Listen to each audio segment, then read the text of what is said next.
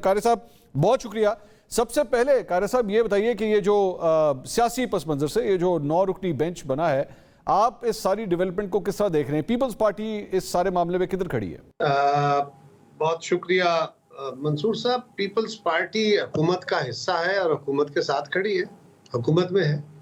सो जहां हुकूमत खड़ी है बाकी जमाती खड़े हैं, हम भी वहीं खड़े हैं।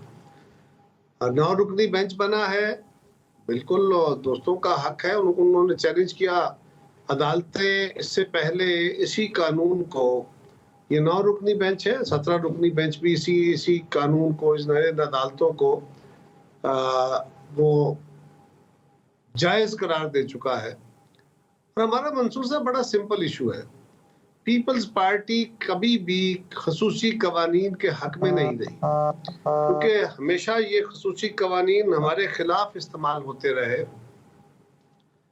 हमने हमेशा कोशिश की है कि मुल्क के अंदर कोई खसूसी किस्म की सजाएं, खसूसी कवानीन इस तरह ना हो, बल्कि जो मुल्क के अंदर मुरवजा कानून है उन्हीं के तहत जो भी किसी से जुर्म होता है, जो भी कोई होता है, उसके तहत उसका केस ट्रायल होना चाहिए। इसमें भी हमारी पोजीशन प्रिंसिपली वही है। नंबर 1, केस में इंसाफ होना चाहिए, किसी के साथ ज्यादती नहीं होनी चाहिए।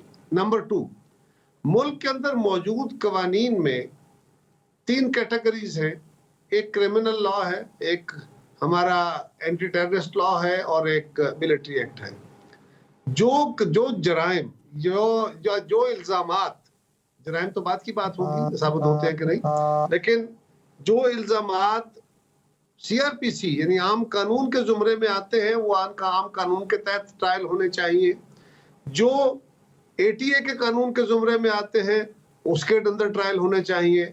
और अगर कुछ जराइम मिलिट्री एक्ट के तहत आते हैं और वो एक्ट जो कि मुरव्वज है मुल्क के अंदर, हमने उसमें कोई नई छिक नहीं डाली, कोई नया कामा फुल स्टॉप नहीं लगाया, कोई नई अदालत कायम नहीं की, बल्कि जो पुरानी मिलिट्री एक्ट के तहत अदालतें बनती थीं जिसमें पीपल्स पार्टी सबसे बड़ी सजावार रही, उस वक्त ये होता था कि मिलिट्री कोर्ट के अंदर आपको वकील रखने की इजाजत नहीं होती थी। ठीक। अब आपको अपना वकील अपनी मर्जी का रखने की इजाजत है। मैं आगे सर, पहली सूरत में मुझे इजाजत दीजिए। एक अपील होती थी जी, मुझे एक छोटी सी प्लीज गो अहेड। पहली सूरत में सिर्फ एक अपील होती थी, एक अपील होती थी, वो आर्मी चीफ के पास होती थी। अब इस सूरत में आर्मी चीफ के बाद आर्मी चीफ के डिसीजन को आप हाई कोर्ट में चैलेंज कर सकते हैं और हाई कोर्ट के फैसले को आप सुप्रीम कोर्ट में चैलेंज कर सकते हैं। तो टेक्निकली 3 अपील्स अवेलेबल होंगी। तो बेसिकली इस सूरत में हम ये कह रहे हैं कि इंसाफ होना चाहिए।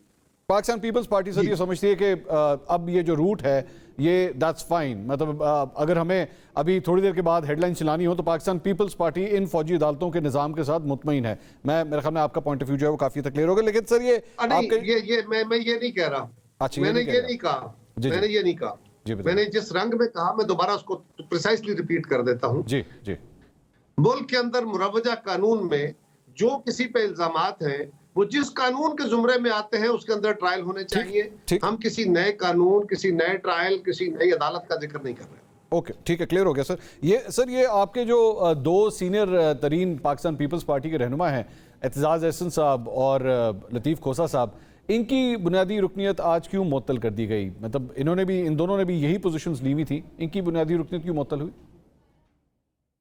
नहीं, बात यह है कि बहुत दिनों से हमारे ये दोनों सीनियर साथी, जिनका बड़ा एहतराम है हमें, उनका अपनी राय रखने का भी हक है, लेकिन एक बात तो देखिए ना मंसूर साहब, कि आप कितने भी सीनियर हो, मेरे से तो दोनों सीनियर हैं, मुझे तो उनका बहुत एहतराम है, लेकिन अब कितने सीनियर भी हों, जो कानून, जो पार्टी का अपना एक वसीब, एक तरीकाकार है, आपने उसके साथ चलना है ना।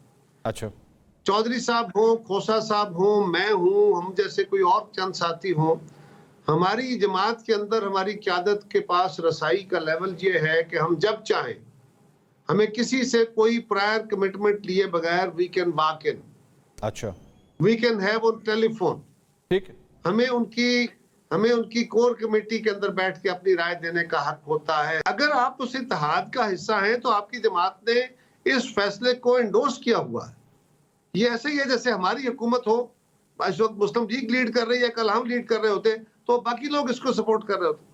अब अगर हमारे दोस्तों को कोई गिला शिकवा को एतराज था तो उनका हक है, या तो वो अपनी जाती हैसियत में अलग होकर बात करते, या जमात उनको उनकी उस जाती हैसियत से फिलहाल जो जमाती हैसियत उसको सस्पेंड करती, वरना उनकी जमात एक और पोजीशन ले रही है, वो एक और पोजीशन ले रहा है। लेकिन कायरा साहब, दूसरी गुजारिश ये है, कायरा साहब, मैं छोटी सी एक छोटी सी वजाहत, मंसूर साहब एक छोटी सी वजाहत, जी जी, जहां तक ताल्लुक हमारे दोनों वकला का है, सीनियर तरीन वकला है मुल्क के, वो बड़े नामवर वकला है, वो मुख्तलिफ इश्यूज के ऊपर अपने मुकदमात अदालत में लेके जाते हैं, उनकी अपनी लीगल इंटरप्रिटेशंस होती है, कभी अदालत उनकी बात मान लेती है और कभी अदालत उनकी बात नहीं मानती है।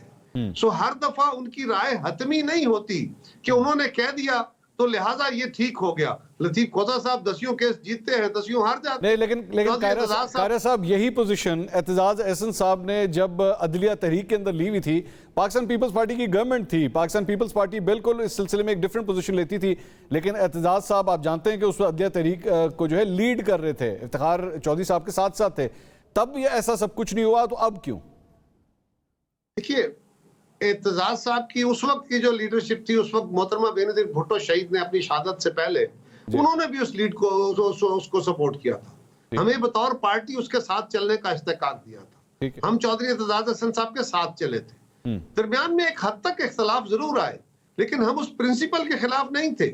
हमारा इख्तलाफ बुनियादी तौर पे टाइमिंग के ऊपर था, वरना आपको याद होगा कि मोहतरमा ने तो ये बात कही थी कि चीफ जस्टिस के घर के बाहर जाके के ऊपर मैं चीफ जस्टिस का झंडा दोबारा लहराऊंगा जी, वो एक और पोजीशन थी। ठीक, अच्छा चलें, लेकिन सर इसी सारे मामले के अंदर रजा रबानी साहब ने भी फ्लोर ऑफ द हाउस के ऊपर खड़े होकर ये कहा कि जनाब मैं भी इन फौजी अदालतों के इस निजाम के खिलाफ हूं, उन्होंने भी तो पोजीशन ली।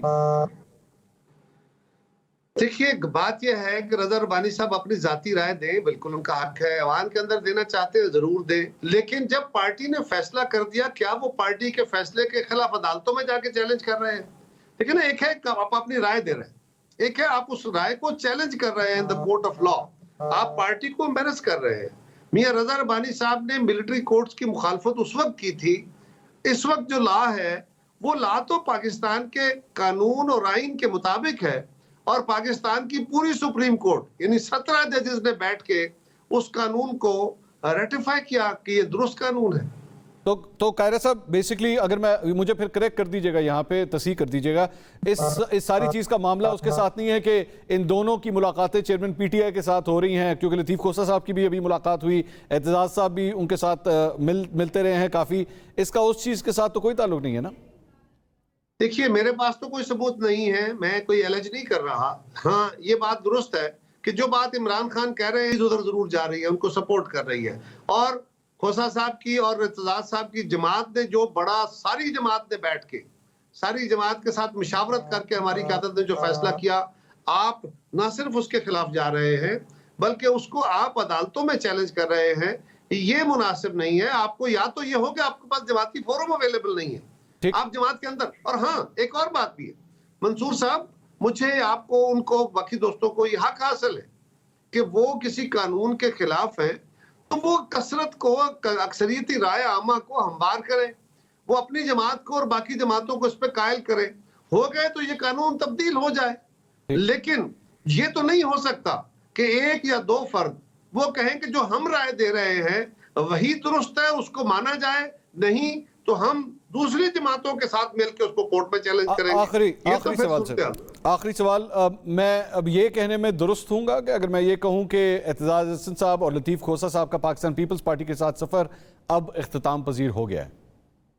मैं ये नहीं कह सकता, सस्पेंशन का कतन ये मतलब नहीं होता, सस्पेंशन में आपकी मौतरी होती है, उसके बाद आपका हक होता है, आप पार्टी के अंदर अपनी अपील करते हैं या अपनी सफाई देते हैं, और ये सीनियर लोग हैं, वहां भी अपनी सफाई दे सकते हैं। ये नहीं है कि मैं नहीं कह सकता कि उनका सफर खत्म हो गया, लेकिन उन्होंने बहरहाल अपने आप को पार्टी के मेन पॉलिसी से बहुत अलग किया है, और यकीनन उनकी क़यादत जो है, पार्टी की क़यादत जो है, या पार्टी का जो अमूमी फैसला है, पार्टी की जो कसरत है, वो यकीनन इस सूरत हाल से, इस केसेस से एम्बैरस तो होगी, क्योंकि उनका फैसला जो है वो, और हम क्या कर रहे हैं, फिर मैं फैसला दोहरा देता हूँ, फैसला हमारा यह है कि इंसाफ हो, और जो इल्जाम जिस कानून के जुमरे में आता है जी वो सीआरपीसी के जुमरे में आए तो वहां, एटीए के जुमरे में आए तो वहां, और अगर कोई शय, कोई जुर्म, कोई इल्जाम उस जुमरे में आता है कि वहां मिलिट्री एक्ट के तहत ट्रायल होगा तो फिर उसमें ट्रायल हो। और उसकी भी 3 जहां पे अपीलें मौजूद हैं।